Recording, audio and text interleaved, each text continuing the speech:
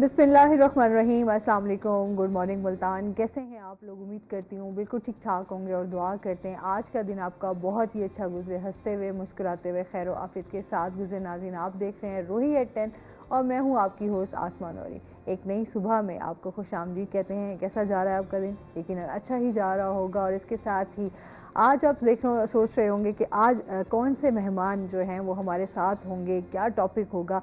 तो जो हमारे साथ मेहमान हैं उनका तारुफ तो मैं करवाऊंगी, लेकिन उससे पहले आपसे जो है वो एक बात लाजमी शेयर करती हूँ कि एक अच्छी बात भी व्यूवर्स के साथ लाजमी शेयर की जाए। सब्र के हवाले से थोड़ी सी बात करूंगी कि सब्र का फल जो है वो क्यों मीठा कहा जाता है उसको, कि थोड़ी उसमें तलखियाँ तो होती हैं, थोड़ी उसमें रुकावटें भी होती हैं, बहुत सारी चीज़ें हमारे इस टाइम जिस माशरे में हम चल रहे हैं बहुत सारी परेशानियाँ भी हैं, बहुत सारे मसाइल भी हैं। लेकिन उन मसाइलों का सामना अगर हम हिम्मत से करेंगे और थोड़ा सा सब्र और बर्दाश्त अपने अंदर पैदा करेंगे तो हमारी बहुत सारी चीज़ें जो हैं वो आसान होना शुरू हो जाएंगी। हमारे यहाँ मसला ये है कि हम बहुत जल्दी जो है गुस्से में भी आ जाते हैं और बहुत सारे फैसले ऐसे भी ले जाते हैं जो जल्दबाजी में होते हैं, वो आपके लिए बहुत ज़्यादा नुकसानदेह होते हैं, बहुत ज़्यादा तकलीफ़ का बायस भी बनते हैं। तो इस तकलीफ़ से बचने के लिए जो सब्र है उसका बहुत बड़ा अजर है। आप खुद देखेंगे जब आप थोड़ा सा सब्र करेंगे और बहुत सारी चीज़ों को देखेंगे तो आप ऑटोमेटिकली आपको नज़र आएगा कि जब आपने उस मुश्किल वक्त में सब्र किया होता है उसका जो फल आपको मिलता है वो उससे कहीं ज़्यादा होता है।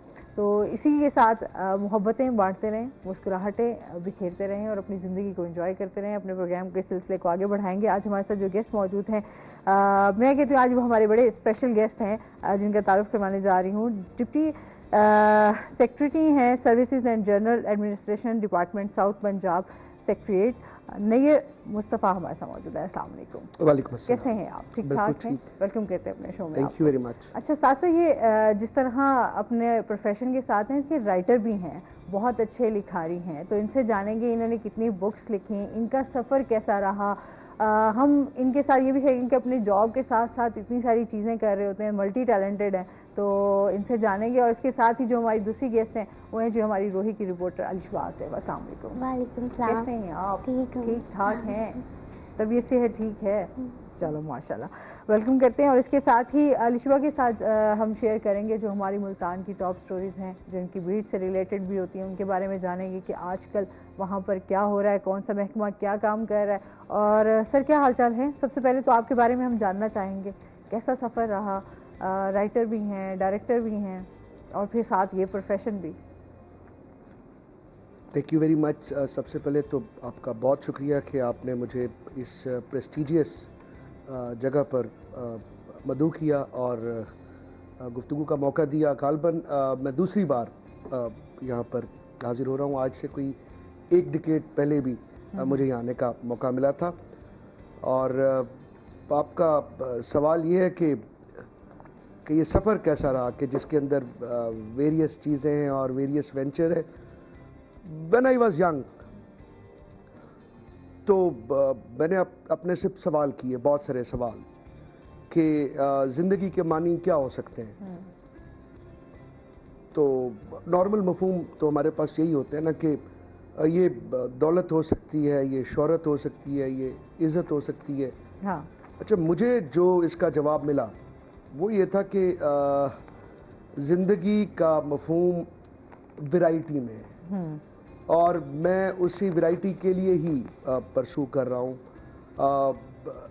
ये जो मेरा प्रोफेशन है, जो मेरी जॉब है, इसमें भी सबसे खूबसूरत बात मुझे ये लगती है कि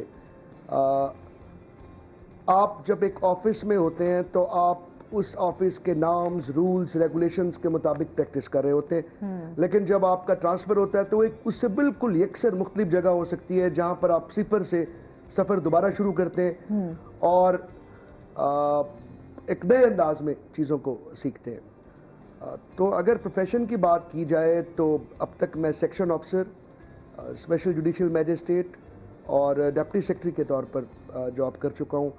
और ये तीनों जो पोर्टफोलियोज़ हैं अपनी नेचर ऑफ जॉब में, अपने पब्लिक एक्सपोजर में, अपनी लर्निंग में एक दूसरे से यकसर मुख्तलिफ है।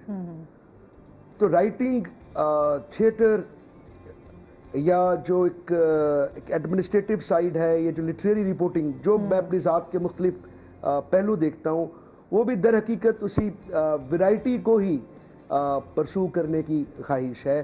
رائٹنگ میں بھی میری کوشش یہی رہی ہے کہ خود کو بار بار دہرانے سے بچا جائے, روایت کی فخریہ جگالی سے پرہیز کیا جائے, اور تحریر کے ذریعے آپ نہ صرف ایک نئی بات کہہ سکیں یا نئی بات کہنے کی کوشش کریں, بلکہ پریفریبلی وہ ایک نئے انداز میں بھی ہو اور وہ خود آپ کو بھی نیا ہونے کا موقع دے. تو اوورآل آپ کا کیسا سفر رہا؟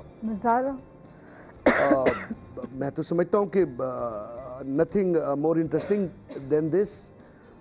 ایک ایسی زندگی جس میں آپ کے پاس من پسند پروفیشن ہو, آپ کے پاس آرٹ ہو, آپ کے پاس ایکسپریشن کے مختلف ذرائع ہوں, آپ کے پاس بولنے کی جگہ ہوں, آپ کے پاس سننے کے لیے لوگ ہوں,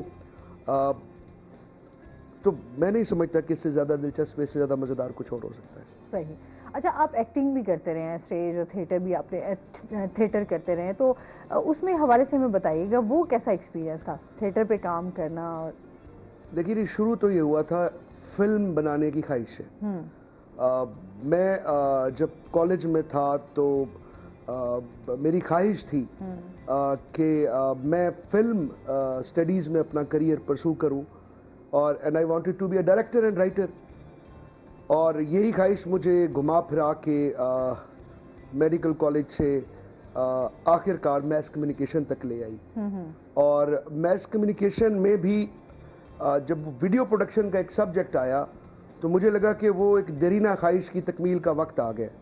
سو ہم نے ایک مختصر سی فلم تحریر کی, 30-40 منٹ کی. وہ دوست ہی تھے, مختلف ان کو کریکٹرز اسائن کیے, اور اس کی نواب پور کے قریب ایک حویلی میں ہم نے اس کی شوٹنگ شروع کر دی.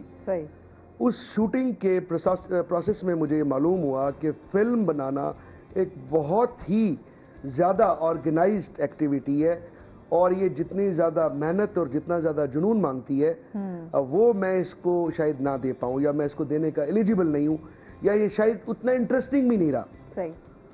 تو یہ جو فلم سے سکپ کیا تو وہ جو اس سے جڑی خواہشیں, اس سے جڑی ابلاغ کا اظہار, اور جو کچھ اس کے وسیلے سیکھا تھا وہ تھیٹر میں ہمارے کام آیا. اور تھیٹر ہم نے بڑے سنجیدہ انداز میں کیا. ہم نے پیرالل تھیٹر کی جو ایک ٹریڈیشن تھی اس کو ریوائیو کرنے کی کوشش کی. تو تھیٹر میں میں سمجھتا ہوں کہ جو رول میرے دل کے زیادہ قریب تھا وہ رائٹر اور ڈائریکٹر کا تھا. ایکٹنگ بھی میں نے کی, لیکن مجھے اس بات کا اندازہ ہوتا تھا کہ میں لمیٹڈ ٹیلنٹ کا ایکٹر ہوں. وہ کچھ ٹائپ کریکٹرز ہیں جو میں کر سکتا ہوں. وہ جو ایک لمبا چوڑا ڈائلاگ ہے یا ایک جملہ ہے وہ تو میں ڈیلیور کر سکتا ہوں, میں کلیپ بھی لے سکتا ہوں, لیکن میں اس طرح سے کرداروں میں گہرا نہیں اتر رہا, یا میں اتنے گہرے کردار کرنے کا ایلیجیبل نہیں ہوں کہ جیسے میری ٹیم کے اور لوگ. صحیح. تو آپ کو خود کو بیسیکلی جو ہے وہ ڈرامہ کی طرف یا لکھنے کی طرف زیادہ رجحان تھا, ڈائریکشن کی طرف زیادہ آپ کا رجحان تھا. ٹھیک ہے. اچھا, اس میں مزید بھی آپ سے جانیں گے. اس کے ساتھ ساتھ جو ہے ہم علیشہ سے جانتے ہیں جو چائلڈ پروٹیکشن کے حوالے سے ہم آپ سے جانیں گے. اس ٹائم جو بیرو ملتان نو مولود بچوں کے لیے نرسری جو ہے اس میں موجود نہیں ہے, اس کے حوالے سے چائلڈ پروٹیکشن بیورو جب سے ملتان میں بنا ہے ادھر نیو بورن بیبیز کے لیے تو ہے ہی نہیں نرسری. پہلے گہوارہ سینٹر ہوتا تھا, تو جب وہ بند ہوا تو اس کے بعد حکامات سے جتنے بھی بچے تھے وہ چائلڈ پروٹیکشن کی تحویل میں جائیں گے. اب اس سے ایک ایشو یہ ہوتا ہے کہ کوئی بھی ملتان میں یا ملتان کے آس پاس بچہ ملتا ہے کہیں سے بھی, تو اس کو پہلے اگر وہ بیمار ہوتا ہے تو اس کو ہاسپٹلائز کیا جاتا ہے. اس کے بعد وہ بچہ جو ہوتا ہے اس کو لاہور نرسری میں منتقل کیا جاتا ہے, جس کی وجہ سے اگر اڈاپشن کے یہاں پہ اگر آپ نے فائل کرنے ہیں کیسز تو وہ بھی ڈائریکٹلی لاہور ہی جاتے ہیں. جتنے بھی جو فیملیز ہیں بچوں کو اڈاپٹ کرنا چاہتی ہیں ان کا بھی تعلق پھر جو آپ کو ڈائریکٹ ان سے ہی لاہور سے ہی سینٹر سے کرنا پڑتا ہے. اور اگر بچوں کی بات کی جائے تو ابھی 1 ماہ کے اندر ہی تقریباً 15 بچے ہیں جو اس ماہ ملے ہیں چائلڈ پروٹیکشن بیورو کو. تو ابھی ان کی بلڈنگ تیار ہو رہی ہے 20 کنال کی, تو انہوں نے بولا تو ہے کہ نرسری بنائی جائے گی, پر اس کے لیے کوئی ہائرنگ نہیں ہوئی ابھی تک. تو وہ بھی مجھے لگتا ہے کہ پروسیس تقریباً 6, 7, 8 ماہ لے جائے گا. مطلب ابھی تک کوئی چھوٹے بچوں کے لیے, نیو بورن بیبیز کے لیے کوئی بھی ایسی جگہ نہیں ہے. اور دوسری جو بچیاں تحویل میں لیتے ہیں زیادہ 7, 8 سال کی, 10 سال کی, وہ پھر دارالامان منتقل کر دی جاتی ہیں. بچیوں کے لیے بھی کوئی جگہ نہیں ہے. جیسے لاہور میں سینٹر بنا ہوا ہے تو ادھر ہر الگ چیز بنائی ہوئی ہے, نرسری الگ بنائی ہوئی ہے, بچیوں کا سیٹ اپ الگ ہے. اور اگر چائلڈ پروٹیکشن جو تو سوشل ویلفیئر کے جو ادارے ہیں ان کی نسبت دیکھا جائے تو وہ اچھا کام کر رہا ہے. مطلب اچھی فیسلٹیز ہیں بچوں کے لیے as compare to social welfare. تو اگر اسی میں ملتان میں بھی ایک سینٹر اچھا سا بن جائے اور ایسی فیسلٹیز آ جائیں تو جو بچے ہیں جو گمشدہ ہوتے ہیں, جو لاوارث ہیں, ان کے لیے ایک اچھا ایک انتظام ہو جائے گا اور بچے رہ لیں گے اچھے طریقے سے. اچھا, پھر اس کے ساتھ ساتھ اگر ہم بات کریں کہ ایسے بچے جہاں پر جو آلریڈی وہاں پر موجود ہیں, ان بچوں کو سکلز کے حوالے سے, ہنرمند بنانے کے حوالے سے بھی کوئی کام ہو رہا ہے یا نہیں؟ کیونکہ سینٹر جو ہے ابھی کرائے کی ہی بلڈنگ میں, رینٹڈ بلڈنگ میں, ان کا اپنا کوئی ذاتی بلڈنگ نہیں ہے, جس کی وجہ سے کوئی بڑا سیٹ اپ سٹارٹ نہیں ہو سکتا. پر ریسنٹلی انہوں نے بچوں کے لیے ایک سلائی مشینز کا چھوٹے سے کمرے میں سیٹ اپ سٹارٹ کیا, جس میں وہ بچے جو ہیں لاتے ہیں تو ان کو ادھر ہی ایک اسکول ان کا الگ سے ہی بنا ہوا ہے اسی سینٹر میں. ایسا نہیں ہے کہ بچوں کو باہر بھیجا جاتا ہے. ہاں, جو 1-2 بچے خصوصی ہیں جو اسپیشل اسکولز بھیجنے کے قابل ہوتے ہیں تو انہیں وہ اسپیشل اسکولز بھیجتے ہیں, ورنہ اب اس سینٹرز میں ٹریننگ دی جا رہی ہے. اس کے ساتھ ساتھ ابھی پچھلے ماہ ہی انہوں نے لائبریری ایک چھوٹی سی اور ساتھ میں ہی IT لیب سٹارٹ کیا جس میں 5-6 کمپیوٹرز ہیں. تو اگر بچوں کی تعداد کی بات کی جائے تو تقریباً 50 یا 55 بچے جو ہیں ابھی ادھر رہائش پذیر ہیں, اور اس میں اوپر نیچے ہوتے رہتے ہیں کیونکہ ان کے ڈیلی ریسکیو آپریشنز ہوتے ہیں. تو وہ بیگرز کے خلاف بھی جو آپریشن کرتے ہیں ادھر بھی بچے آتے ہیں اور چلے جاتے ہیں, 10-12 اوپر نیچے ہوتے رہتے ہیں. تو بیسکلی وہ بچوں کو وہ سکلز سکھانے کے لیے چھوٹا سا سیٹ اپ تیار کیا گیا ہے, کیونکہ اتنے بڑے چھوٹے سے سینٹر میں اتنا بڑا سیٹ اپ تیار نہیں کیا جا سکتا. تو اس میں ہوتا یہ ہے کہ ایک وقت میں کچھ ہی بچے لائبریری میں جا سکتے ہیں, ایک وقت میں کچھ ہی بچے وہ سلائی کا کام سیکھ سکتے ہیں. اور اسکول ہے, اسکول کا کلاس روم ذرا اس ہال کی مناسبت سے ایک ہال کے جتنا ہوگا تو اس میں سارے بچے بیٹھ کے پڑھ سکتے ہیں. یہ ادھر ابھی تک سہولیات موجود ہیں. اس کے علاوہ کچھ ہو نہیں سکتا کیونکہ سینٹر بہت چھوٹا ہے. ٹھیک ہے, تو اس کے ساتھ ساتھ بچوں کا کیا رسپانس ہوتا ہے رشوا؟ اب بچے عید مناتے ہیں. اب جیسے ہم عید پہ گئے تھے تو عید پہ اچھا سیٹ اپ تھا, اسٹالز لگے ہوئے تھے, سب لگا ہوا تھا. بٹ جو آپ کے پیرنٹس ہوتے ہیں نا, وہ آپ کے پیرنٹس ہوتے ہیں, گھر والا پیار تو کوئی دے نہیں سکتا. اب ادھر کچھ بچے ایسے بھی ہیں جو 2-2, 3-3 سال سے ہیں. ابھی جو سیلاب آیا اس میں کچھ بچے بچھڑ گئے تو وہ دوبارہ ملے ہی نہیں. ان لوگوں نے کوششیں بھی کی, اب جتنا سینٹر کہتا ہے ہم نے کوششیں کی اس کے مطابق تو وہ بچے مل جانے چاہیے, پر ابھی تک ان بچوں کا کچھ پتہ نہیں لگ سکا. تو اب وہ بچے وہیں رہ رہے ہیں. اور جو اسپیشل بچے ہوتے ہیں, جو بچہ 18 سال سے ابو ہو جاتا ہے, وہ اس کو لاہور سینٹر بھیج دیتے ہیں. تو ان کا یہ ہوتا ہے. اور دوسری بات یہ کہ چائلڈ پروٹیکشن بیورو میں اگر آپ نے جو یہ ڈیلی کا ان کا آپریشن ہوتا ہے جس سے یہ بھکاری بچے لے کر آتے ہیں, تو ان کا ایک کوڈ بنا ہوا ہے بیسکلی. تو اس کورٹ میں فیصلہ ہوتا ہے, ان کے والدین کو بلاتے ہیں اور سارا ان کا پیپر ورک ہوتا ہے کہ دوبارہ یہ بھیک نہیں مانگیں گے.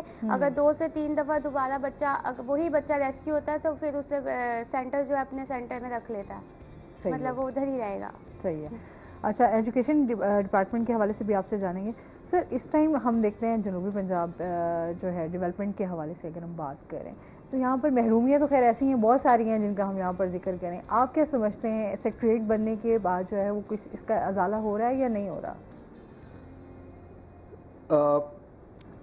دیکھیے, سیکریٹریٹ بننا ان محرومیوں کے ازالے کی جانب ایک اہم قدم ہے. بذات خود سیکریٹریٹ کے بن جانے سے یہ نہیں ہونا. سیکریٹریٹ کے بن جانے کے بعد اس کے زیادہ افیکٹو سے افیکٹو ہوتے چلے جانے کے بعد, اس کے ایک ٹریڈیشن بن جانے کے بعد, لوگوں کے اس پر اعتماد بن جانے کے بعد ہی اس کے وہ مکمل ثمرات آئیں گے جس کے لیے بنا ہے. تو اگر ہم ابھی اس لمحے ایکسپیکٹ کریں کہ یہ سیکریٹریٹ بن گیا اور اسے سب چیزیں ٹھیک ہو جائیں گی تو یہ اوور ایمبیشیس ہوگا. لیکن جو عمدہ بات ہے, جو اچھی بات ہے وہ یہ ہے کہ یہ صحیح سمت میں ایک صحیح قدم ہے.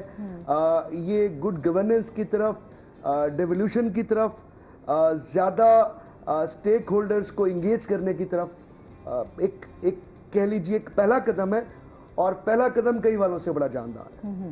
अब जी, आप क्या समझते हैं यहाँ पर अभी कितना काम करने की ज़रूरत है? क्या क्या जो मेन चीज़ें हैं जिनको बेहतर करने की ज़रूरत है? देखिए, ये जो वक्त होता है, इब्तदाई वक्त होता है, ये बड़ा दिलचस्प होता है। कोई मुल्क बना है, कोई सूबा बना है, कोई सेक्रेटेरिएट बना है। ये वक्त न्यूसेंस वैल्यूज के बजाय बुनियादी तौर पर इंफ्रास्ट्रक्चर डेवलपमेंट का वक्त होता है। ठीक है। तो यहाँ पर भी सेक्रेटेरिएट का ये जो वक्त है, यहाँ पे इमारतें बननी है, यहाँ पर घर बनने हैं, यहाँ पर सिस्टम्स बनने हैं, पेपरलेस गवर्नेंस एक मंसूबा है साउथ सेक्रेटेरिएट का, जो 2021 से शुरू हुआ है और काफ़ी एडवांस हो चुका हुआ है। और इसी एनालॉजी के ऊपर अब पंजाब सेक्रेटेरिएट लाहौर ने भी पेपरलेस गवर्नेंस स्टार्ट की है। लेकिन जो पॉइंट टू कंसीडर है, ये जो पॉइंट टू पॉन्डर है, वो ये कि एक नया सेक्रेटेरिएट ऑल टुगेदर जो स्क्रैच से out of nowhere came into being हुआ, वो आज से 2 साल पहले पेपरलेस गवर्नेंस की इब्तिदा कर चुका था, जो कि अब आकर पंजाब सेक्रेटेरिएट लाहौर अडॉप्ट कर रहा है। तो आप देख सकती हैं कि इंफ्रास्ट्रक्चर डेवलपमेंट के हवाले से कई हवालों से साउथ पंजाब सेक्रेटेरिएट पायनियर रहा है। तो हम तवक्को रखते हैं कि चीज़ें आने वाले वक्त में बेहतर से बेहतर होती जाएंगी।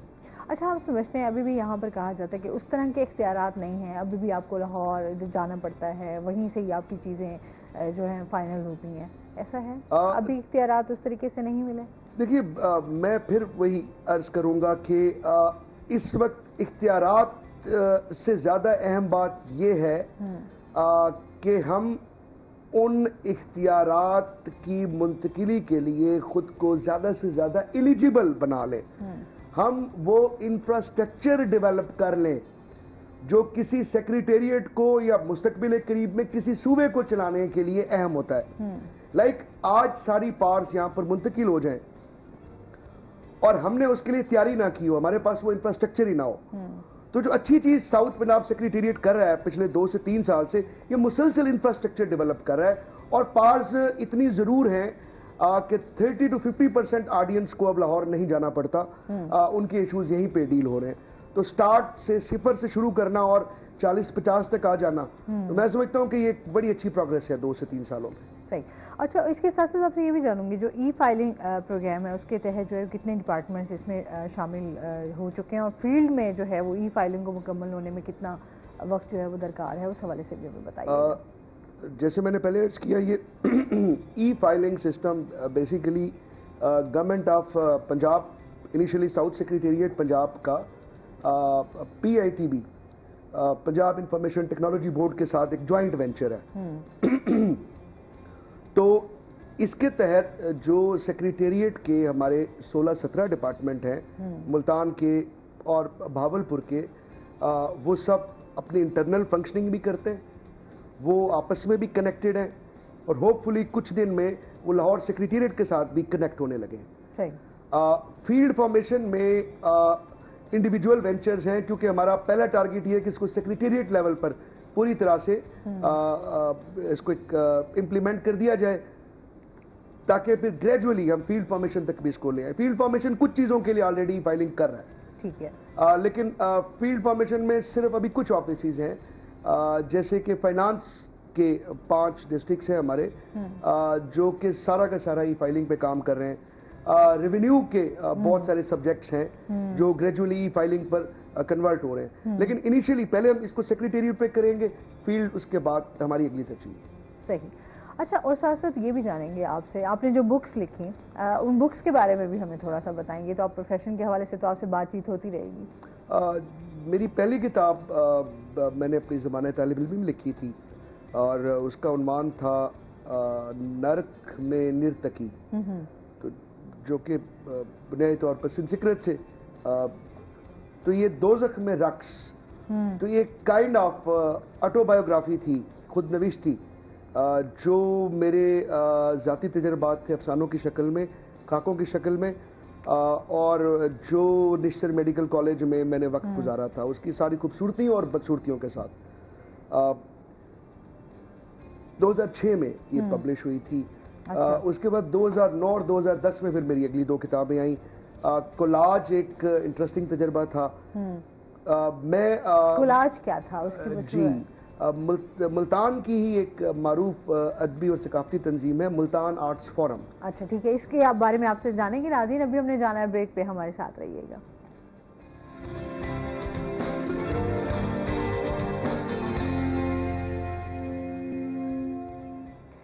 ویلکم بیک ناظرین, روہی ایٹن میں آپ کو خوش آمدید کہتے ہیں اور چلتے ہیں اپنے سیگمنٹ کی طرف, ٹوڈیز ویدر.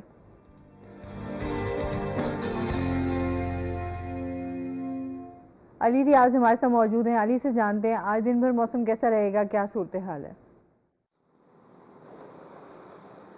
بالکل, موسم کے حوالے سے بات کی جائے تو جنوبی پنجاب کے دیگر اضلاع کی طرح شہر اولیاء ملتان میں بھی گزشتہ 4 سے 5 روز سے موسم جو ہے خاصا بدل چکا ہے. دوپہر کے وقت خاص طور پہ گرمی خاصی ناقابل برداشت ہو جاتی ہے, کیونکہ آج بھی اگر بات کی جائے موسم جو ہے خاصا بدل چکا ہے اور درجہ حرارت بڑھتا چلا جا رہا ہے. اگر صبح سے آسمان سورج نمودار ہے, اور جو سب سے اہم بات ہے وہ یہ ہے کہ صبح کے وقت جو ہلکی پھلکی ہوائیں چل رہی ہوتی ہے, آج ہوائیں بھی نہیں چل رہی, تو ایسا ان تمام عناصر سے ایسا لگ رہا ہے کہ آج کا جو دن ہے وہ شہر اولیاء کے باسیوں کے لیے خاصا صبر آزما ثابت ہوگا, کیونکہ ایک طرف جو ہے گرمی شدت میں اضافہ ہو جائے گا, تو وہیں کہا یہ جا رہا ہے موسم کا حال بتانے والوں کی جانب سے کہ آج آنے والے 24 گھنٹوں کے دوران موسم جو ہے وہ گرم اور خشک رہے گا.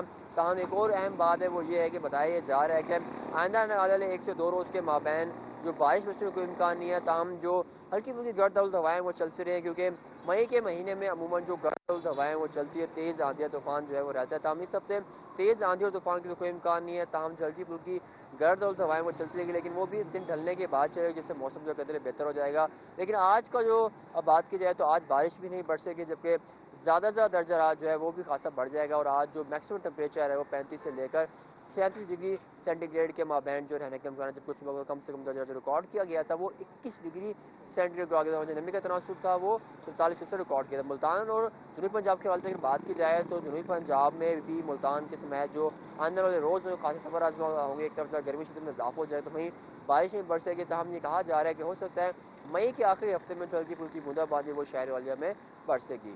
جی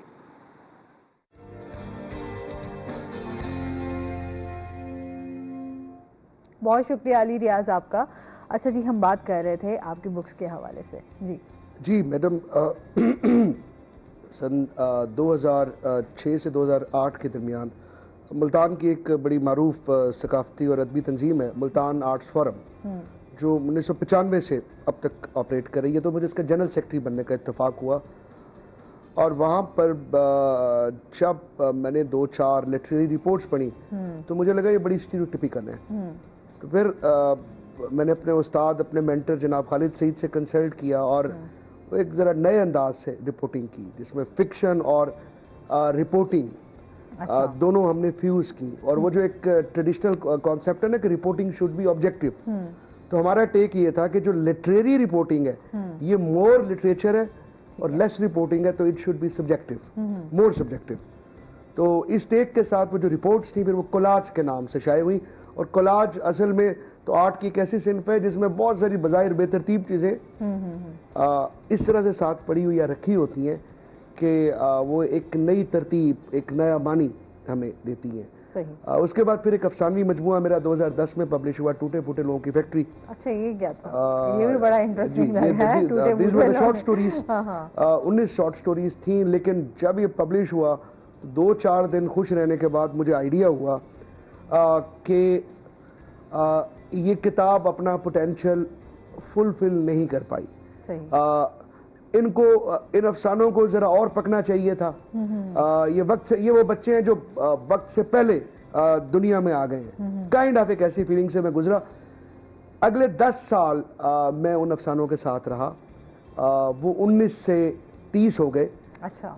وہ کتاب 2020 میں 50% تبدیلیوں کے ساتھ دوبارہ شائع ہوئی ہے, اور ابھی 3 سے 4 دن پہلے اس کا تیسرا ایڈیشن انڈیا سے پبلش ہوا ہے. اچھا, تو مجھے لگتا ہے کہ اس کتاب نے اپنا پورا پوٹینشل تلاش کرنے میں 10 سال کا وقت لیا. اور 2 اور کتابیں جن سے میں خود کو ایسوسیٹ فیل کرتا ہوں, ڈشما میرا پہلا ناولٹ, اور وہ ڈراما اور ناولٹ دونوں کی ٹیکنیکس کو فیوز کر کے لکھا گیا, اور یہ میری پہلی تحریر ہے جو سٹائر اور ہیومر کے کہیں قریب ہے. اور بہرحال اچھا دیکھتا ہوں یا برا دیکھتا ہوں, جیسے بھی میں دنیا کو دیکھتا ہوں, میں نے ڈشما کے ذریعے اس کو دیکھنے اور باقی سب کو دکھانے کی کوشش کی ہے. صحیح. تو بکس سے کیسا رسپانس, بکس کے حوالے سے لوگوں کا کیسا رسپانس؟ ان تحریروں کے حوالے سے پہلا کاری تو ان کا میں خود ہوتا ہوں, اور I enjoy it a lot, I cherish it a lot. پھر اس کے بعد ادبی محفل کے جو دوست ہیں جہاں پر یہ تنقید کے لیے پیش کی جاتی ہے, ملتان آرٹس فورم اور فکشن کلب بہاولپور, گریجولی میں سمجھتا ہوں سوشل میڈیا نے آ کر واپس برج کر دی ہے لکھاری کو کاری کے ساتھ. تو ہمیں ریلیٹیولی زیادہ کوئک رسپانس آ جاتا ہے تحریر کا, ایک حوالے سے اچھا ہے. لیکن برا یہ ہے کہ وہ نسبتاً زیادہ سطحی یا سپرفیشل رسپانس ہوتا ہے, اس میں وہ ڈیپتھ نہیں ہوتی جو اس سے پہلے ہوتی تھی. صحیح. بکس پڑھنے کا ایک اپنا ایک انداز بھی ہوتا ہے اور اس کا ایک شوق بھی ہوتا ہے, اور سوشل میڈیا کے آنے کی وجہ سے واقعی بہت ساری چیزیں جو ہیں ہماری آسان بھی ہوئی ہیں اور کہیں نہ کہیں ہم بہت ساری چیزوں سے دور بھی ہوئے ہیں. اس پہ بات کریں گے لازمی آپ سے. اس کے ساتھ ساتھ آپ سے جانوں گا, محکمہ اسپیشل ایجوکیشن کی جانب سے خصوصی بچوں کے لیے ملتان ڈویژن میں جو ہے وہ پینٹنگ کے مقابلے ہونے جا رہے ہیں, اس کے حوالے سے بتائیے گا. جی, آپ نے دیکھا ہوگا کہ نیپ کے کمپٹیشن ہوئے تھے پچھلے سال, تو اسپیشل بچے بھی تھے جنہوں نے پوزیشنز لی تھی. تو اس کے بعد سے محکمہ اسپیشل ایجوکیشن نے اپنے کچھ اسکولوں میں ملتان کے ایک باقاعدہ ڈرائنگ کلاسز شروع کر دی تھی, کیونکہ ان بچوں میں جو کچھ بچے ہوتے ہیں, آپ کو پتہ ہے ڈف اینڈ ڈیم کے اسکول میں زیادہ سے زیادہ وہ کلاسز شروع کی گئیں, اور اس کے ساتھ جو تھا ان کی پینٹنگز کو اینالائز کرنا شروع کیا کہ کس لیول کی وہ بناتے ہیں.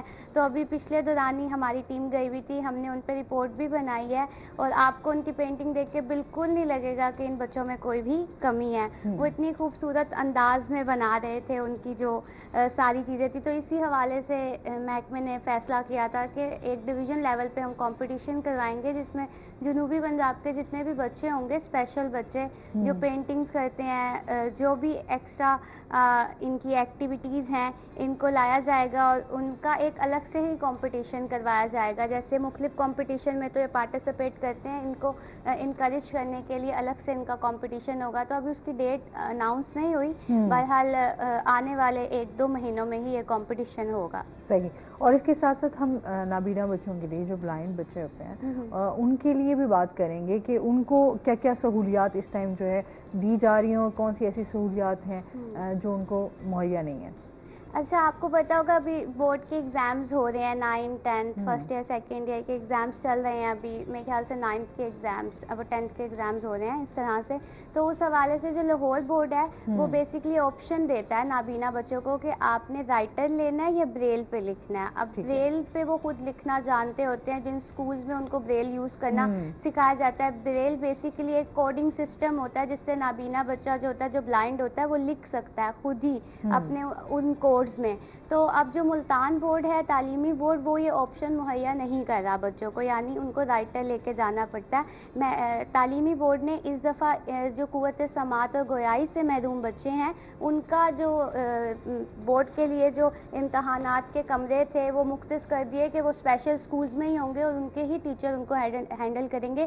مگر جو نابینا بچے ہیں وہ ابھی بھی انہی بچوں کے ساتھ ایگزام دیتے ہیں. اب ہوتا یہ ہے کہ بورڈ کا رول ہے کہ 45 منٹس ایکسٹرا دیے جاتے ہیں ان بچوں کے ایگزام کے لیے, تو کیونکہ ان کے ساتھ رائٹر ہوتا ہے. تو اب جو بچے ایگزام دے رہے ہوتے ہیں اس ہال میں, وہ بھی ڈسٹرب ہوتے ہیں ان کی وجہ سے, کیونکہ یہ بچے مکس بیٹھے ہوتے ہیں. ایسا کچھ نہیں ہوتا کہ ایک ہال میں اگر ایک کمرے میں بچہ پیپر دے رہا ہے تو وہ سارے نابینا بچوں کا اکٹھا سینٹر بنا دیا جائے. ایسا بھی نہیں ہوتا, کسی بچے کا سینٹر الگ ہے اور کسی بچے کا سینٹر الگ ہے, مکس کیا ہوا ہوتا ہے. تو اس میں دوسرے بچے بھی ہوتے ہیں. اب جو ایگزامینر ہوتا ہے وہ کیا کرتا ہے کہ جب پیپر ختم ہوتا ہے تو کیونکہ اس کو 45 منٹ ایکسٹرا ڈیوٹی کرنی پڑے گی, وہ ان بچوں سے بھی ایگزام وہ پیپر لے لیتا ہے اس وقت. تو اب ان بچوں کا یہ نقصان ہوتا ہے کہ وہ کیونکہ وہ لکھ نہیں پاتے, کیونکہ وہ رائٹر کو بول بول کے لکھوا رہے ہوتے ہیں.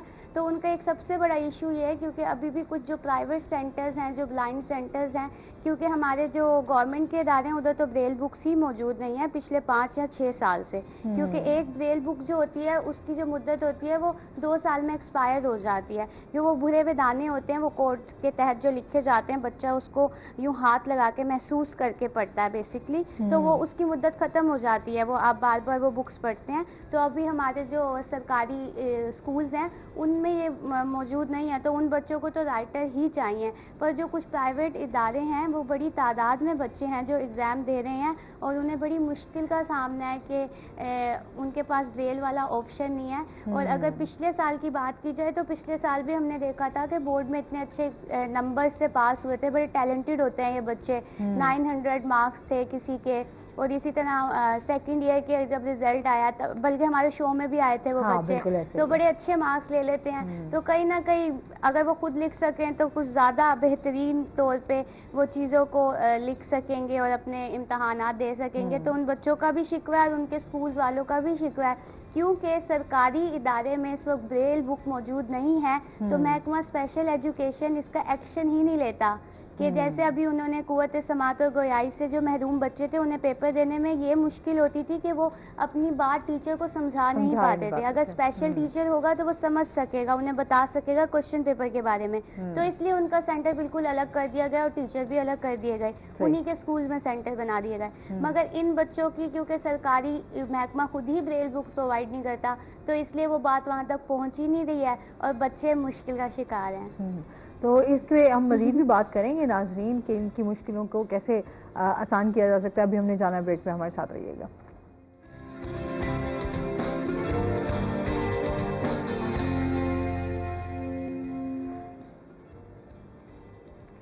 ویلکم بیک ناظرین, روہی ایئرٹیل میں آپ کو خوش آمدید کہتے ہیں. اچھا, اس کے ساتھ ساتھ آپ بیوروکریٹ بھی ہیں, آپ نے سمجھتے پبلک جو ہے ان کا اور بیوروکریٹس کا جو آپس میں ایک تضاد ہے اس کو کیسے ختم کیا جا سکتا ہے؟ اچھا, پہلے تو بیوروکریٹ ایک لفظ ہے جو ویسے تو ایگزسٹ کرتا ہے لیکن اصل میں ایبسولیٹ ہو چکا ہے. تو میں تو خود کو ایک پبلک سرونٹ کے طور پر, ایک سول سرونٹ کے طور پر دیکھتا ہوں, اور ایون نامن کلیچر بھی اب ہمارے مینجمنٹ اور ایڈمنسٹریٹو سروسز والے ہو گئے ہوئے ہیں, چینج ہو گئے ہوئے ہیں. اچھا, دوسرا یہ کہ اگر آپ غور کریں تو گریجولی پچھلے 2 ڈیکیڈز کے اندر جو پبلک کا اور سول سرونٹس کا آپسی فاصلہ ہوتا تھا وہ کم ہوتا جا رہا ہے. خود ہم نے یہی ملتان میں دیکھا کہ ایک سول سرونٹ گزرے یہاں پہ بیک ان 2013-14, صرف 6 ماہ سرو کیا, لیکن ان کے جانے کے بعد میں نے دیکھا کتنے ہی ٹی سٹال ان کے نام پہ, کتنی نسیم صادق جی ان کا نام. تو یہ بذات خود اس بات کا ایک ایمپل پروف ہے کہ لوگوں کے درمیان اور پبلک سرونٹس کے درمیان گریجولی فاصلے کم ہو رہے ہیں. اور میرا خیال ہے یہ سیکریٹریٹ بننے کے بعد ان میں مزید کمی شروع ہو چکی ہوئی ہے کہ اب زیادہ آفیسز ہے, نیچرلی انٹریکشن بڑھ رہا ہے. صحیح. اچھا, اس کے ساتھ ساتھ آپ سے یہ بھی جانیں, جیسے ہم سوشل میڈیا کی بات کر رہے تھے, ہم کہہ رہے تھے کہ لوگ اب اس طریقے سے کتابیں پڑھنا جو ہے وہ کم ہو گیا, لکھنا بڑا کم ہو گیا ہے. تو آپ سمجھتے ہیں کہ سوشل میڈیا کے آنے کی وجہ سے ہماری زندگی پر بہت زیادہ اثر پڑا ہے؟ دیکھیے, سوشل میڈیا کے آنے سے ہماری زندگی میں بہت فرق تو پڑا ہے. میس کمیونیکیشن کے اندر جو ایون ٹیلی ویژن کے حوالے سے ہمارے پاس کچھ مشہور تھیریز تھی, وہ ایک جارج ایف کربنر ایک تھیرسٹ ہے, اور اس نے کلٹیویشن انالیسز یا کلٹیویشن تھیری دی تھی, جو کہتی تھی کہ وہ لوگ جو کم ٹی وی دیکھتے ہیں ان کا ورلڈ ویو مختلف ہوتا ہے ان کے مقابلے میں وہ لوگ جو زیادہ ٹی وی دیکھتے ہیں. اور اسے ٹائم مقرر کیا تھا کہ ہیوی ویور وہ ہے جو 4 سے 6 یا اس سے زیادہ گھنٹے تک دیکھ رہے ہیں. ہم سب تو آج سوشل میڈیا کے اس کلٹیویشن والے ہیوی ویور سے بہت آگے ہیں. ہمارا تو 6 سے 8 گھنٹے سب لوگوں کے نارملی سوشل میڈیا پہ گزر رہے ہیں. تو ہمارا ورلڈ ویو اب بہت زیادہ انفلوئنس ہو رہا ہے سوشل میڈیا سے. ہمیں دنیا, ہم اس کی آنکھ سے دیکھ رہے ہیں, ہمیں دنیا اس سے زیادہ اچھی, اس سے زیادہ بری, اس سے زیادہ مین اور اس سے زیادہ مختلف لگتی ہے جیسے کہ حقیقت میں. تو یہ سوشل میڈیا کی دنیا ہے. آپ کیا سمجھتے ہیں کہ اب جتنے بھی نوجوان دیکھ رہے ہیں ان کو کیسے لکھنے کی طرف फरोग, अदब को फरोग कैसे दिया जा सकता है, यूँ कह लें कि हम देखिए, लोग। मैं समझता हूँ कि अदब को कोई लंबा चौड़ा फरोग नहीं दिया जा सकता, ना ही देने की ज़रूरत है। आर्ट और लिटरेचर से जुड़े लोग तमाम मालूम इंसानी तारीख में मौजूद रहे हैं, उनकी तादाद बढ़ती और कम होती रही है। अदब पढ़ने या अदब से जुड़ने वाले लोग भी पूरी इंसानी तारीख में मौजूद रहे हैं, उनकी भी तादाद कम होती रही है, ज़्यादा होती रही है।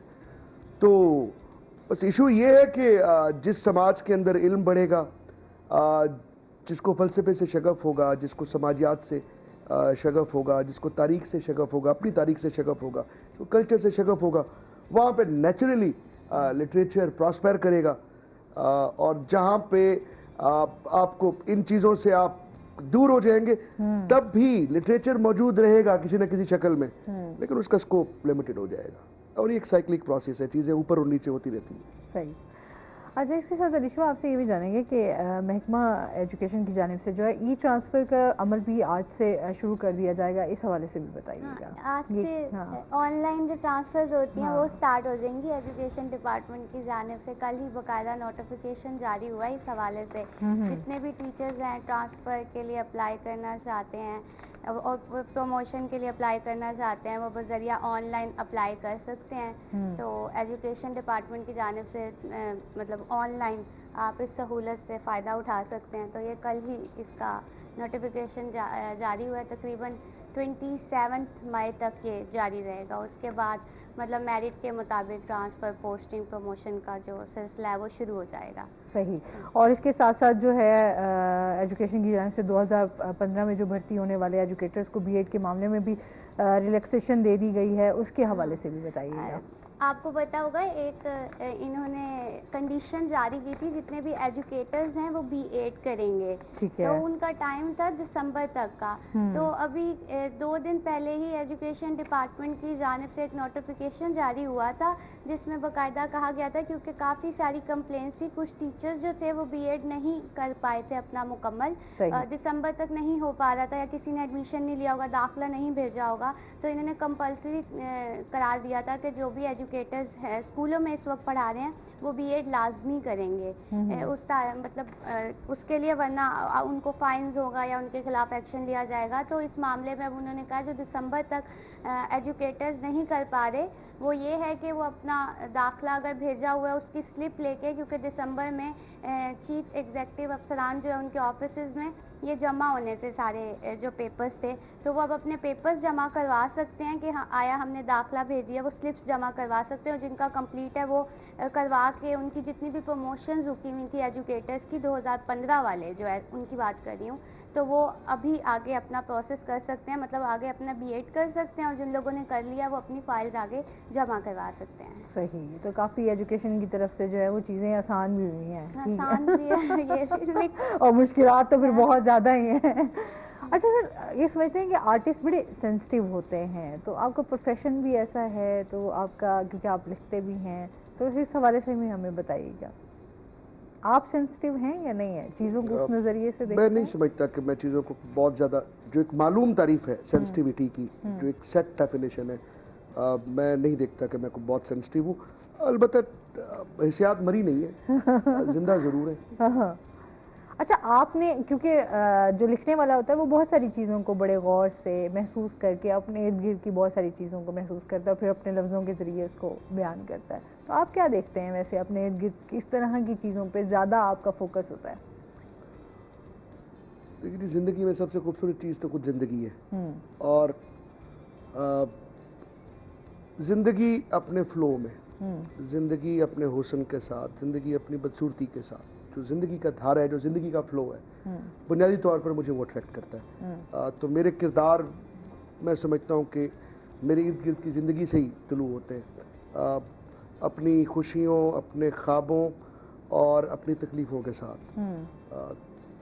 तो उनके साथ मिलके मैं उनकी लाइफ एक्सपीरियंस करता हूँ। इतनी हसासियत या सेंसिटिविटी मेरे पास ज़रूर है कि मैं वो समझ सकूँ, इतनी नहीं है कि वो उन खुशियों से मैं बावला हो जाऊं और उन दुखों से मैं मर जाऊं। सही। अच्छा, तो घर में भी अदब के साथ सिलसिला कायम है या जस्ट आप तक महदूद है? मेरा जो बेटा है, वो लिटरेचर से भी उसकी इंटरेस्ट है, लेकिन फाइन आर्ट्स, उसका एक्सप्रेशन फाइन आर्ट्स है। फाइन आर्ट्स सही हो गया। चलें, कोई मैसेज देना चाहे हमारे व्यूवर्स को? कम से कम अल्फाज में ये कि ज़िंदगी को एक्सपीरियंस करें, ज़िंदगी गुजारें, नहीं तो ज़िंदगी आपको गुजारी देगी। हाँ, ज़िंदगी तो गुजर ही जाएगी। बहुत शुक्रिया आपका, और इसके साथ ही अलिशबा आपका भी बहुत शुक्रिया। इसके साथ ही नाज़रीन, अभी हमने जाना है ब्रेक पे, हमारे साथ रहिएगा। जब आप ब्रेक से वापस आएंगे तो हमारे साथ कुछ और गेस्ट मौजूद होंगे।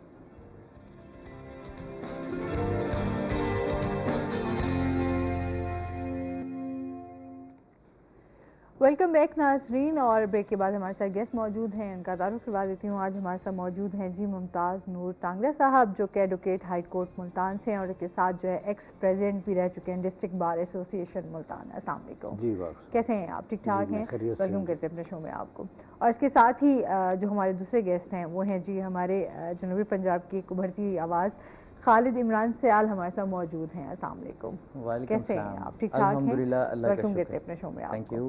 अच्छा जी, हमारे साथ खालिद मौजूद हैं, तो हम आज खालिद से मज़ेदार सॉन्ग भी सुनेंगे, एंजॉय भी करेंगे, साथ साथ म्यूज़िक भी बड़ा ज़रूरी है। वो कहते हैं प्रोग्राम में जो है ना आपके टॉपिक चल रहे होते हैं, चीज़ें चल रही होती हैं इन्फॉर्मेशन की, वहाँ थोड़ा थोड़ा इंटरटेनमेंट के हवाले से भी होना चाहिए। और इसके साथ ही हमारे साथ मुमताज़ साहब मौजूद हैं, तो मुमताज़ साहब से बात करेंगे हम। एक तो इस टाइम जो मौजूदा सूरत हाल है, लॉ के हवाले से भी बात होगी, थोड़ा सा हम क्राइम के पर भी बात करेंगे। इस टाइम जो क्राइम की रेशो बढ़ती जा रही है, और साथ साथ जो हमारे नौजवान वकला हैं उनके क्या क्या मसाइल हैं उन पर बात होगी।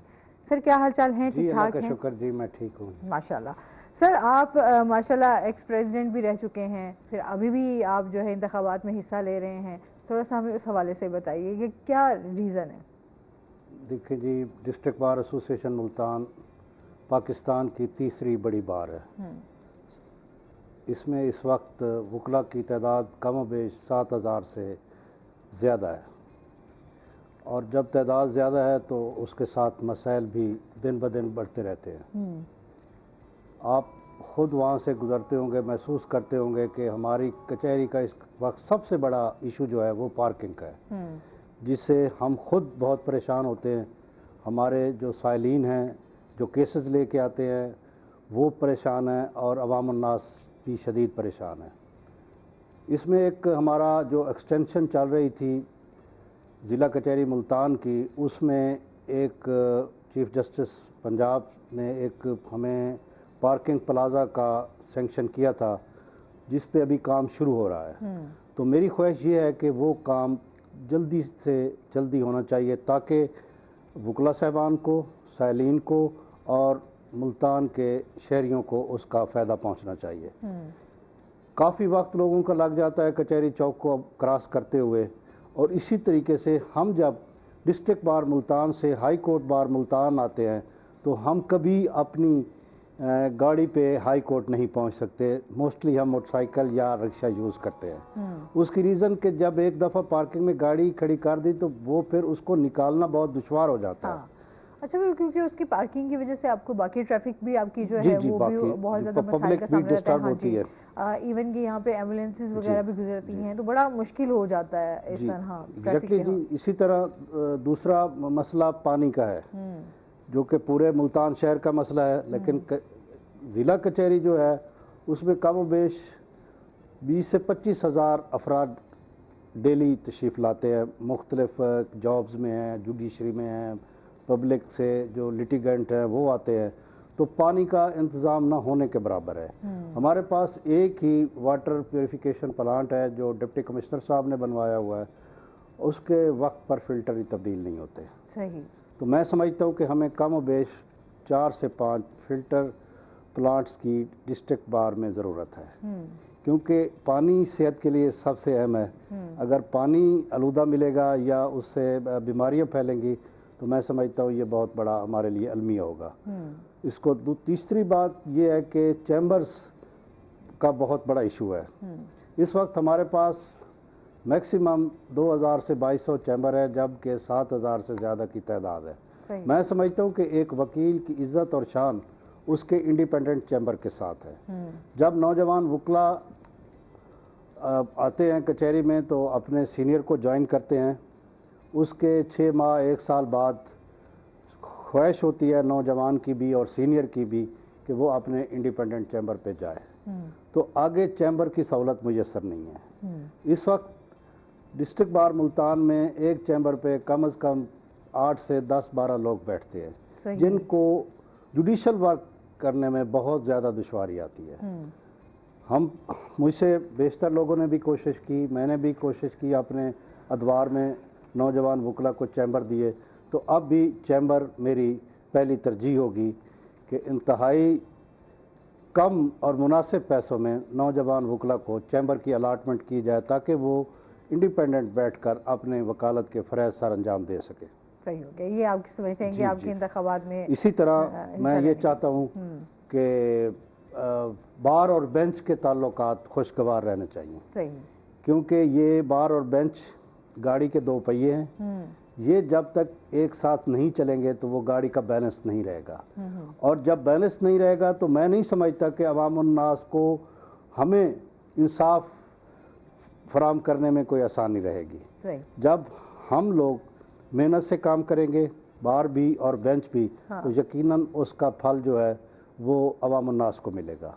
इस वक्त जो लिटिगेशन है वो आप समझते हैं कि बहुत ज़्यादा है, क्योंकि महंगाई, बेरोज़गारी और ये इसमें और एक इशू जो फैमिली केसेस अब बहुत ज़्यादा होना शुरू हो गए हैं, तो ये सारी चीज़ें हैं। ये जब तक हम लोग मिलके बार और बेंच इस पे मेहनत नहीं करेंगे, काम नहीं करेंगे, हम इकट्ठे नहीं होंगे, तो मैं नहीं समझता कि आवाम को कोई उनकी दाद रसी हो सके। बिल्कुल, इसमें मजीद भी आपसे बात करते हैं कि इन चीज़ों को बेहतर कैसे किया जा सकता है। इमरान से जानते हैं कितना अरसा हो गया सिंगिंग के साथ वाबस्ता? जी, सबसे पहले तो रोही का शुक्रिया, आपका शुक्रिया फॉर इनवाइटिंग अस। और म्यूज़िक का शौक़ तो बचपन से ही था, और कोई फैमिली बैकग्राउंड इस तरह का नहीं था, लेकिन अभी रिसेंट 4-5 साल पहले मैंने इसको बाय प्रोफेशन इसको स्टार्ट किया है। और इस अरसे में मतलब कि सीखने का मरहला भी जारी है, और साथ अब कंडीशंस ये हैं कि अपने ऑफिशियल्स भी मेरे यूट्यूब के ऊपर मौजूद हैं, अपकमिंग प्रोजेक्ट्स भी हैं, और डिफरेंट चैनल्स के ऊपर भी मैं काम कर रहा हूँ, और प्राइवेट जो शोज़ होते हैं उसके ऊपर भी वर्किंग जारी है, और अल्हम्दुलिल्लाह 5 साल के अंदर अच्छी अचीवमेंट्स हैं। अच्छा, तो फैमिली सपोर्ट कर रही है? अब बड़ा अच्छा क्वेश्चन है और मोस्टली प्रोग्राम्स में ये क्वेश्चन आता है। देखें, म्यूज़िक को हम लोग समझते हैं, स्पेशली हमारे इस खिते में आपको पता है कि म्यूज़िक का इतना रुझान नहीं होता, और हमारे यहाँ पे सराइकी जो हमारा ये रीजन है उसमें इसको थोड़ा नेगेटिव देखा जाता है। तो लेकिन खुशकिस्मती है, वालिद साहब जो है वो तो इतना इसको लाइक नहीं करते थे, मैं उनसे छुप के जो है इसको अपने शौक़ को पूरा करता था। तो 2021 में उनका इंतकाल हो गया, और उसके बाद ही फिर मैंने इसको प्रोफेशनली यानी कि इसको मैंने स्टार्ट किया। पहले मैं इसको थोड़ा सा हिडन रखता था, मेरी वालदा लाइक करती हैं। अच्छा। और वो चाहती हैं, पसंद भी करती हैं जिस तरह मेरे सॉन्ग्स आते हैं। और माओं की क्या बात है, माएँ तो हमेशा साथ देती हैं। ये अगर आज मैं यहाँ तक हूँ, मैं समझता हूँ कि मैं आज भी एक म्यूज़िक के तालिब इल्म की हैसियत से आपके सामने बैठा हूँ, तो ये माँ की दुआ ही है। हमेशा उन्होंने सपोर्ट करना, इवन कि जब हम छोटे हुआ करते थे, बचपन से ही शौक़ है हमारे घर में, जब कज़न्स में गेट टुगेदर हुई है या कोई शादी है ख़ानदान में और इस तरह का कोई सिलसिला चल रहा है, तो मुझे ही कहते थे कि जी खालिद बड़ी अच्छी आवाज़ है इसकी, ये सुनाएगा हमें। अच्छा, ये होता है ख़ानदान में, अगर किसी की आवाज़ अच्छी हो और किसी को पता चल जाए कि इसकी आवाज़ अच्छी है और ये अच्छा गा लेता है, तो वो फिर फरमाइश जो है वो लाजमी आती है। जी ऐसे ही है। तो चलें, अब हमारी भी फरमाइश आ ही गई है कि अब आप क्या सुना रहे हैं। जी बिल्कुल, जी बिल्कुल। अच्छा, वो नाराज है या राजी थी कि ये? अभी कोशिश जारी है। अच्छा, अभी कोशिश जारी है। ठीक हो गया। अच्छा, सराइकी सॉन्ग्स का अपना ही एक मज़ा होता है, और उसका जो एक स्पेशल एक म्यूज़िक होता है वो आपको जो है वो बड़ा मसरूफ़ भी रखता है, एंजॉय करते हैं। और स्पेशली سرائکی کا جو ہے نا آج کل بڑا چرچا ہے پورے پاکستان میں، اور سرائکی نے اپنے آپ کو منوایا ہے، اور ہمارے اس ریجن کی جو آوازیں ہیں، ہمارے جنوبی پنجاب کی آوازیں جو ہیں وہ انٹرنیشنلی اب آپ کو پتہ ہے چھا گئی ہیں. ایسے ہمارے اچھا ایک دم آیا ایون کہ اب پنجابی وہ ہوتے تھے وہ بڑا پنجابی سانگز کو بھنگڑا اور اس طرح کے میوزک کو زیادہ لائک کرتے تھے، بٹ ایک ٹائم آیا کہ وہاں پر ہمارے سرائکی سانگز جو ہیں وہ زیادہ لائک کیے جاتے ہیں. مجھے ایسے لگتا ہے کہ جب سے میں نے سٹارٹ کیا تو سرائکی جو ہے نا وہ چھا گئی ہے. نہیں میں سمجھتا ہوں کہ بڑی کنٹریبیوشن ہے جو ہمارے لیجنڈ ہیں شفاء اللہ خان روکڑی صاحب، انہوں نے بڑا اچھا کام کیا ہے سرائکی کے پوائنٹ آف ویو سے. استاد اللہ دیتا لونے والا، انہوں نے سرائکی کو بڑی ان کی بڑی کنٹریبیوشن ہے، اور انہوں نے جاتے جاتے بھی اپنے پیک کے اوپر جو ہے انہوں نے پاکستان میں سرائکی کو ایک الگ سی پہچان دی ہے. اور شفاء اللہ خان صاحب کے جو لاسٹ والے البمز ہیں وہ آج بھی جو ہے ملینز میں ہیں. تو اور اس کے بعد پھر ان کی جگہ پہ ان کے جو بیٹے ہیں ذیشان روکڑی، بڑا لائک کیا جاتا ہے بہت لائک کیا. سر ویسے آپ کو کیسا لگا؟ بہت اچھا جی، ماشاءاللہ جی. سرائکی ہماری تو ماں جائی بولی ہے، خوبصورت جی انہوں نے گایا، بہت اچھا لگا. آپ کو بھی ایسے میوزک سے لگاؤ ہے؟ وہ کہتے ہیں جو لائرز ہوتے ہیں نا وہ تھوڑے ایسے ظاہر سی بات ہے پوری جو ان کی روٹین ہوتی ہے وہ اس طرح کی بڑی ٹف ہوتی ہے، بڑا آپ کو روڈلی بھی رہنا پڑتا ہے، بہت زیادہ آپ کو لوگوں کے مسائل بھی سن رہے ہوتے ہیں، تو بندہ بڑا وہ کہتے ہیں خشک مزاج سا ہو جاتا ہے. ایسا ہے میری زندگی تو کچھ ادروائز رہی ہے. میں تو کالج لائف سے لے کر آج تک یہ پولیٹکس میں رہا ہوں.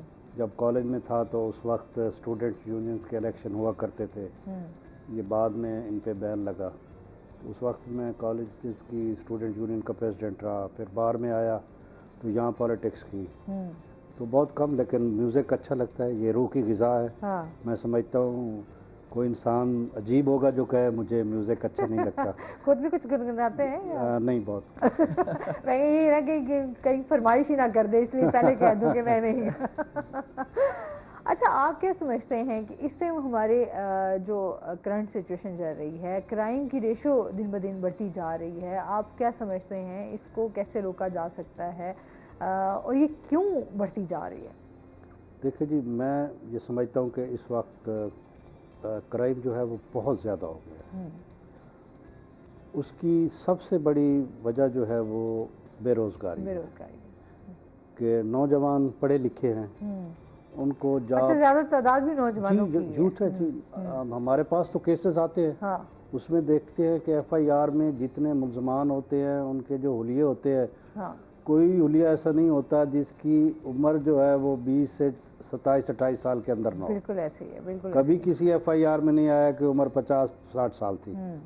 تو اس کی ریزن ہے کہ وہ بے روزگار ہے، ان کو روزگار نہیں مل رہا، اور اس کے بعد وہ ایڈونچر کرتے ہیں، مجبوری کے ساتھ ساتھ ایڈونچر بھی کرتے ہیں. تو جب تک یہ ذمہ داری گورنمنٹ کی بنتی ہے کہ ان نوجوانوں کو جاب دیا جائے تاکہ وہ اپنی عزت اور وقار کی جو ہے وہ روزی کھا سکیں، اپنے بچوں کو کھلا سکیں اور یہ کرائم کم ہو سکے. ادروائز روز آئے دن پولیس مقابلے کرنے سے تو کرائم ختم نہیں ہوتا، لوگوں کو جیلوں میں ڈالنے سے تو کرائم ختم نہیں ہوتا. جب تک چولہا نہیں جلے گا اس وقت تک کرائم ختم نہیں ہو سکتا. اچھا جی، اور اس کے ساتھ ہمارے ساتھ ایک کالر بھی ہیں. السلام علیکم. وعلیکم السلام. میں محمد ریحان ریاض سے بات کر رہا ہوں. جی آپ کا شو میں مسلسل دیکھتا ہوں. بہت شکریہ. اور ماشاءاللہ بہت اچھا. ہیلو. جی آپ کی آواز آ رہی ہے. اوہو کال ڈراپ ہو گئی. اچھا جی. اچھا سر آپ کیا سمجھتے ہیں جو ہمارا اس ٹائم پولیس کے حوالے سے بھی بات کروں گی، جو پولیس کا رویہ ہے اور پھر جو پبلک کا بھی رویہ ہے، اس کے بارے میں آپ کیا کہنا چاہیں؟ جی اس میں بڑے ادب سے عرض کروں گا کہ دونوں طرف برداشت نہیں ہے. نہ پولیس میں برداشت ہے نہ پبلک میں برداشت ہے. ہم ایک دوسرے کی بات سننے کے لیے، برداشت کرنے کے لیے، سمجھنے کے لیے تیار ہی نہیں ہے.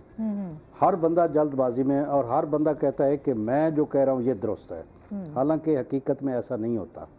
جب دو لوگ بات کر رہے ہوتے ہیں کسی ایشو پر تو اس میں ایک کو دوسرے کا موقف جو درست ہے وہ مان لینا چاہیے، لیکن ہم نہیں مانتے. آپ روڈ پہ جا رہے ہوتے ہیں आप ट्रैफिक वायलेशन देखें, किसी को कोई ये नहीं होता कि उसने फौरन पहुंचना है, लेकिन वो ऐसे तरीके से बेहंगम तरीके से ट्रैफिक को माहौल बना देंगे कि मैं समझता हूँ कि हम लोग तो बहुत ज़्यादा डिस्टर्ब होते हैं, हमें तकलीफ होती है, और हम दुआ कर रहे होते हैं उन बच्चों के लिए जो कट मारते हैं कि या बारी ताला ये भी किसी के बेटे इनको हिदायत दे, और अल्लाह ताला इनके माँ बाप को खुदा न करे इनके लिए कोई कल को सदमे का सबब बने। तो बर्दाश्त नहीं है जी, अदम बर्दाश्त का वक्त है। हमें जो है वो बर्दाश्त करना चाहिए, एक दूसरे को समझना चाहिए, एक दूसरे से गुफ्तगू करके हमें जो हक़ैक़ है उनको तस्लीम करना चाहिए। अच्छा, आजकल हम देखते हैं इदारों पर से भी एतबार उठता जा रहा है, आवाम जो है वो एक इंसाफ चाहती है, लेकिन इंसाफ के हवाले से अगर हम बात करें तो इंसाफ जो है वो हमें आम बंदे की पहुंच से दूर हो चुका हुआ है। इस पर मजीद हम बात करते हैं। नाज़रीन, अभी हमने जाना है ब्रेक पे, हमारे साथ रहिए।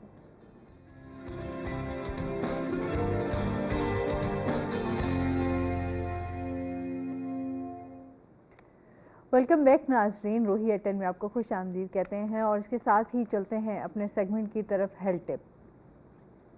अच्छा जी, आज हम बात करने जा रहे हैं आलू बुखारा पर, और आपको पता है कि आलू बुखारा भी हमारे लिए बहुत ज़्यादा फ़ायदेमंद है। सबसे पहले तो हम इसको बताएं कि इसमें विटामिन ई भी पाया जाता है और विटामिन सी इसमें होता है, थोड़ा तुर्श मिजाज होता है इसका, और बहुत ही मज़ेदार फ्रूट है। अगर हम इसका इस्तेमाल करें तो ये हमें क्या क्या फ़ायदे दे सकता है। तो हाई ब्लड प्रेशर जिनको होता है उसके लिए ये बहुत ज़्यादा फ़ायदेमंद है, ये उसको कंट्रोल करने में मदद देता है, और इसके साथ साथ खून की कमी को दूर करता है।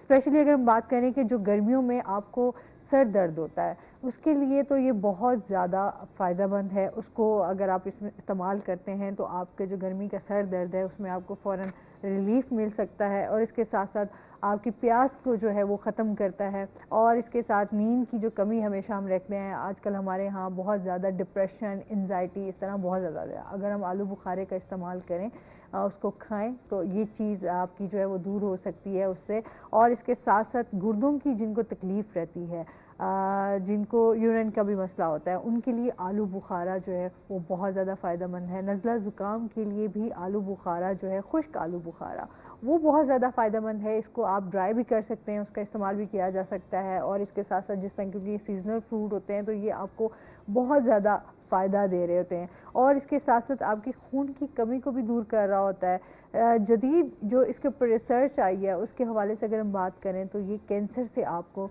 महफूज रखता है। इसमें एंटीऑक्सीडेंट होते हैं जो आपको जो है कैंसर के ख़िलाफ़ लड़ने में मदद देते हैं, और इसके साथ साथ आपके जो पाँव में जलन होती है, स्पेशली आपकी गर्मियों में तेज़ाबियत हो जाती है, सीने में जलन हो रही होती है, तो ये उसमें भी आपको बहुत ज़्यादा फ़ायदा देता है। इसका अगर जूस भी बनाकर पी लिया जाए तो वो भी ज़्यादा फ़ायदेमंद है, क्योंकि हम देखते हैं कि हमारे पास, मैं हमेशा बात करती हूँ, अल्लाह ताला की बहुत हमारे पास नेमतें हैं, महंगाई है, लेकिन उसके बाद भी बावजूद भी अगर हम थोड़ा थोड़ा फ्रूट्स का इस्तेमाल अपनी ज़िंदगी में करते रहें तो हम एक अच्छी और सेहत वाली ज़िंदगी जो है वो गुजार सकते हैं। और ये हमारा हक भी है कि अच्छी और जो सेहतमंद आपको ग़िज़ाएँ होती हैं वो आपको ताकत भी देती हैं, एनर्जी भी देती हैं, और बहुत सारी बीमारियों से भी आपको बचाते हैं। हम लोग जो है फास्ट फूड की तरफ और इन चीज़ों की, तली हुई चीज़ों की तरफ जाते हैं, फ्रूट्स की तरफ नहीं जाते। तो अगर हम फ्रूट्स का इस्तेमाल भी अपनी रोज़मर्रा ज़िंदगी में करने लग जाएं तो हम बहुत सारी बीमारियों से छुटकारा हासिल कर सकते हैं और बहुत अच्छी हमारी लाइफ हो सकती है। आलू बुखारे के हवाले से सर भी जानते हैं, सर पसंदीदा है आपका? बहुत पसंदीदा है, बहुत अच्छा फ्रूट है जी, मैं तो बहुत पसंद करता हूँ। हाँ, और आपको खालिद? जी बिल्कुल। आपको तो गले का बड़ा ख्याल, क्योंकि थोड़ा सा तुर्श भी होता है। जी बिल्कुल। तो उस हवाले से लेकिन जिस तरह इसके फ़ायदे हैं ना, एक आजकल का जिस तरह एटमॉस्फेयर है, महंगाई है, उसमें कि ये सस्ती और बहुत अच्छी चीज़ है। मेरा ख्याल है इस मौसम आते ही तो पहले महंगाई, बहुत महंगा होता है ये एक सस्ता फ्रूट नहीं कहलाता। आपकी खुबानी हो गई, आलू बुखारा हो गया, और ये इतने आपके, अच्छा उसके बाद आड़ू हो गया, ये बड़े महंगे उसमें आ जाते हैं, मैं कहती हूँ। और आपके जैसे तरबूज हो गया, खरबूजा हो गया, ये बेचारे पहले तो थोड़े आते, सीजनल फ्रूट्स आते हैं ना स्टार्ट में, तो वो महंगे होते हैं, महंगे होते हैं। फिर आम आता है तो फिर वो तो फिर एकदम वो बहुत ज्यादा महंगा होता है, लेकिन फिर वो वक्त के साथ साथ जो है वो थोड़ा सस्ता भी होना शुरू हो जाता है। तो खैर, फ्रूट्स के हवाले से बात करें तो आपको हेल्थ टिप भी देना ज़रूरी होती है ताकि आप अच्छी और हेल्दी लाइफ गुजार सकें। اچھا اس کے ساتھ ہی ابھی آپ کون سا ہمیں سانگ سنا رہے ہیں؟ جی میرے پاس سلیکشن میں ہے اردو سانگ ہے اور پاکستان کا بہت ہی اچھا انور رفیع صاحب کا گایا ہوا گانا میں آپ کو سناؤں گا. اور مجھے تو ایسا لگ رہا ہے کہ آپ کسی سے بہت زیادہ گزارشیں نہیں کر رہے. پہلے آ کر ناراض ہے ول ہوڑا کے کہ اچھا ہون سوڑ ذرا ہے ایسا. اس کا جو فائنلی میسیج ہے نا وہ میرے تھرڈ سانگ میں ہے جو کہ میرا پہلا آفیشیل بھی ہے. اچھا. اور اس کا میسیج میرا خیال ہے اس میں آپ کو سمجھ آ جائے گی. چلے ٹھیک ہے جی, مزید بھی ان سے سانگ سنیں گے, ان کی باتیں جانیں گے. ابھی ہم نے جانا ہے بریک پہ, ہمارے ساتھ رہیے گا.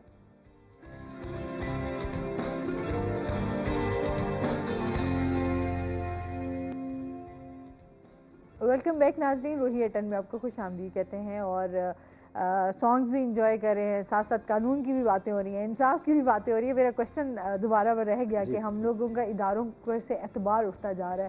آپ کیا سمجھتے ہیں, کیا ریزنز ہیں, اس طرح کیوں ہو رہا ہے؟ لوگ انصاف کے لیے بھاگ رہے ہیں, لیکن انصاف کے حوالے سے ہم دیکھتے ہیں تو بہت ساری چیزیں ہماری جو سسٹم میں وہ ہم اس کو فلفل نہیں کر پا رہے. دیکھیں جی, ہمارے ملک میں الحمدللہ عدلیہ جو ہے وہ بھی محنت سے بہتر انداز میں کام کر رہی ہے, لیکن بعض لوگ اسے نا پولیٹیسائز کرنے لگ جاتے ہیں.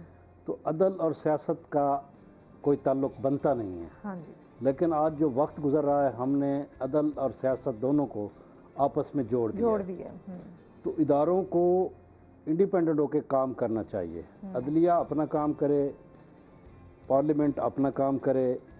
میں سمجھتا ہوں کہ جو بھی جیسے بھی ہے پھر بھی اس وقت انصاف ہو رہا ہے, لوگوں کو انصاف مل رہا ہے. کیونکہ ہمارے ہاں وہ چیزیں ہیں جیسے پتہ انسان کہاں جائے. بہت سارے جس طرح مسائل ہوتے ہیں آپ کے حوالے سے ہم دیکھتے ہیں, جرائم میں جس طرح اضافہ ہو رہا ہے. پھر ہم آپ جس طرح بتا رہے ہیں فیملی کیسز میں اب دن بدن اس میں بھی بڑھتے جا رہے ہیں. تو ظاہر سی بات ہے کہیں نہ کہیں ہمارے پاس آپشن تو یہی آ کے بچتی ہے کہ ہم نے عدالت کا دروازہ ہی نوک کرنا ہوتا ہے. لیکن پھر وہی آ جاتا ہے کہ جو آپ کے کیسز ہیں وہ پڑے رہتے ہیں عدالتوں میں, بہت ٹائم گزر جاتا ہے. نہیں, اب وہ زمانہ نہیں رہا جی. اب وہ زمانہ نہیں رہا کہ پردادا نے کیس کیا اور پوتا آ کے اس کا بینیفیشری ہوگا. اب وہ چیزیں ختم ہو چکی ہیں. اب انصاف ملتا ہے, بہت جلد ملتا ہے. اب دادے اور پوتے والا جو قانون ہے وہ ختم ہو چکا ہے, بہت کم ہے. نہیں ہے, میں سمجھتا ہوں کہ اب پہلے ہوتا تھا بے دخلی پہ 2 سال لگ جاتے تھے کہ بے دخلی کا دعویٰ, کسی کی جائیداد پہ کسی نے قبضہ کیا ہوا ہے, دعویٰ کیا, پھر اپیلیں ہو رہی ہیں, اسٹے چل رہے. تو اب میکسیمم وہ 6 سے 9 ماہ میں ڈیسائیڈ ہو جاتا ہے کہ جس کا رائٹ ہے اس کو مل جاتا ہے. تو اب جوڈیشری میں ججز کی تعداد بہت زیادہ ہو گئی ہے, کام تقسیم ہو گیا ہے. پہلے برڈن بہت زیادہ ہوتا تھا, کاز لسٹ کی بڑی لمبی تعداد ہوتی تھی, لیکن اب جو کیسز کی ڈسپوزل ہے وہ بہتر ہے, اچھے ججز ہے, کیسز ڈیسائیڈ کر رہے ہیں. اب ہمارے دیکھیں کہ ملتان میں تقریباً کوئی خاص پیڈنسی نہیں ہے کیسز کی. وہ جب کیس ڈسپوزل ہوتا ہے تو مطلب ہے لوگوں کو انصاف مل رہا ہے. اب ہم انصاف اسے سمجھتے ہیں کہ مجھے نہیں ملا آپ کو مل گیا ہے. بھائی انصاف جب 2 فریق جاتے ہیں تو ایک کو ملنا ہوتا ہے, دونوں کو تو نہیں ملتا. جس کو نہیں ملتا وہ کہتا نہیں جی بڑا ظلم ہو گیا, مجھے انصاف نہیں ملتا. انصاف تو 2 فریقین میں سے ایک ہی کو ملنا ہوتا ہے, کیونکہ حق ایک کا ہوتا ہے, دونوں کا نہیں ہوتا. دوسرا اگریوڈ ہوتا ہے, وہ اپنے حق کے لیے عدالت کی سم ٹائم تو ایسا ہوتا ہے کہ پھر جو ہے مظلوم بیچارہ تو ہے وہ انصاف کے لیے جو ہے وہ مانگتا ہی رہ جاتا ہے انصاف, لیکن ظالم کو جو ہے وہ انصاف مل جاتا ہے. ہمارے آئین میں قانون میں پروین ہے. ایک کالر ہے ہمارے ساتھ. السلام علیکم. میں ٹھیک ٹھاک الحمدللہ. مسز عامر ہے ہمارے ساتھ, کیا کہنا چاہیں گی؟ میں کرنا چاہتی ہوں کہ آپ انصاف کی بات کرتے ہیں کچہریوں میں, آپ کا نظام جس قدر خراب ہے کہ ایک شرمناک آپ لوگوں کا حالات ہے کہ آپ کچہری جائیں, کچہری کے حالات دیکھیں کہ منشی سے لے کے جج تک دکھاؤ مال ہے کہ جیسے سب کو کہتے ہیں کہ منڈی لگی ہوئی ہے کہ آئے ہمیں خریدے. انصاف کی تو بہتری آ گئی آپ, اور آپ آئین قانون کی بات کرتے, آپ خود قانون کی بات کرتے, فائدے آپ لوگوں کی ہو جاتی ہے کہ آپ یہ آپ ہڑتال ہے. جب آپ ہڑتالیں کر رہے تھے, غریب کہتے ہیں کر کے مر تو جاتا ہے لیکن انصاف نہیں ملتا. اور کہتے ہیں شرم آ رہی ہے کہ कि वकला खजानात से तो इसका भी शर्मनाक बात है कि आप लोगों ने इंसाफ को कारोबार बना लिया। अच्छा, मैं आपकी बात आपकी पहुंच भी गई है, मैं चाहूँगी कि जो है सर आप क्या कहना चाहेंगे, क्योंकि जाहिर सी बात है वही बात आ जाती है कि मैंने अभी जैसे बात की कि लोगों का एतबार जो है वो बड़ा उठ गया है, लोग बड़े एग्रेसिव भी हैं इस मामले में। मोहतरमा मेरे लिए बड़ी काबिल एहतराम है जो हमारी कॉलर थी, मैं उनका एहतराम करता हूँ। उन्होंने जो बात की है मैं उनसे इत्तफाक नहीं करता। ऐसा नहीं है, जो उन्होंने तो इल्ज़ामात लगाने शुरू कर दिए हैं। मैं समझता हूँ कि आज भी एहतराम और कानून दोनों चीज़ें मौजूद है। बहुत अच्छे हमारे वकला है, और मुल्तान बार स्पेशली जो है पाकिस्तान की, मैंने शुरू में अर्ज़ किया था तीसरी बड़ी बार है, इसके वकला बहुत मेहनती हैं। और हमारे बार एसोसिएशन में मैं बड़ी ईमानदारी से कह रहा हूँ कि पूरे पाकिस्तान में सबसे ज़्यादा रवादारी पाई जाती है। और लेकिन सर हमने बहुत सारे केसेस में देखा, जजेस कहते हैं कि आए हमें खरीद लें, ऐसा नहीं होता। इनका जो तजर्बा है वो मेरे ख्याल में बेहतर नहीं है। वैसे अगर मैं इस बात से आप शायद इत्तेफाक ना भी करते हो, लेकिन हमारे यहाँ ये देखा जाता है बहुत सारी हमारी वीडियोस आती हैं, हमारे पास सबूत होते हैं, लेकिन हम यही देखते हैं कि जो चीज़ें आवाम के सामने आती हैं, लेकिन हम कुछ टाइम बाद देखते हैं वही जो जुल्म करता है, जो उसका जो है उसको देखा जाता है वो बरी हो जाता है, और जो जिनको इंसाफ मिलना चाहिए था उनको आज तक इंसाफ नहीं मिलता, उनको चुप करा दिया जाता है या उनको गायब करा दिया जाता है। इसमें हमारी कानून की लैंग्वेज में कहते हैं कि प्रोसिक्यूशन वीक होती है। जो प्रोसिक्यूशन ने केस की में जान डालनी होती है, एविडेंसेस इकट्ठी करनी होती है, वो मेहनत नहीं करते, वो प्रॉपर। हमारा ये एहतजाज है कि हमारी प्रोसिक्यूशन बहुत वीक है। जब प्रोसिक्यूशन केस ही प्रूव नहीं कर सकती तो देन उसका बेनिफिशरी जो है वो डेफिनेटली अक्यूज है। तो हम तो अब कहते होते हैं कि accused is favourite child of law. अच्छा, ये होता है कि जब वो बरी हो जाते हैं तो फिर वो जाहिर सी बात है वो ये आ जाता है कि जी अब अदालतें भी हमारा क्या बिगाड़ सकती हैं, पुलिस हमारा क्या बिगाड़ सकती है, फिर वो एक शय के नाम पे धब्बा लग जाता है। इनफैक्ट आप रोज देखते होंगे, पढ़ते होंगे कि हमारी प्रोसिक्यूशन में ये खामी होती हैं, जब चालान पेश होता है तो उसमें बहुत सारे नकैस होते हैं जिसका बेनिफिट जो है वो अक्यूज को मिलता है। और कहते हैं जो जरा असर रसूख वाले होते हैं उनके लिए तो कानून फिर कोई चीज़ नहीं रहता है, बेचारा जो गरीब होता है वो उसकी जकड़ में आ जाता है। अच्छा सर, बहुत शुक्रिया। एक ऐसी बहस है, मैं समझती हूँ जो हमारे पास टाइम जो है वो बड़ा कम है, और सर बहुत शुक्रिया, बहुत अच्छा लगा आप हमारे शो का हिस्सा बने। और खालिद आपको भी बहुत शुक्रिया, बड़े अच्छे आपने हमें सॉन्ग सुनाए। जाते हुए आपसे एक और सॉन्ग भी हम लाजमी सुनेंगे, और best of luck, best wishes हैं आपके लिए, बहुत सारी। अल्लाह ताला आपको और कामयाबी दे। और इसी के साथ नाज़रीन आज का शो यहीं पर ख़त्म हुआ। अपना बहुत सारा ख्याल रखिएगा, दुआओं में याद रखिएगा। इंशाल्लाह ज़िंदगी ने साथ दिया तो सुबह आपसे फिर मुलाकात होगी नए मेहमानों के साथ, एक नए टॉपिक के साथ। हमारी तरफ से अल्लाह हाफिज़, और जाते हुए एक अच्छा सा सॉन्ग एंजॉय।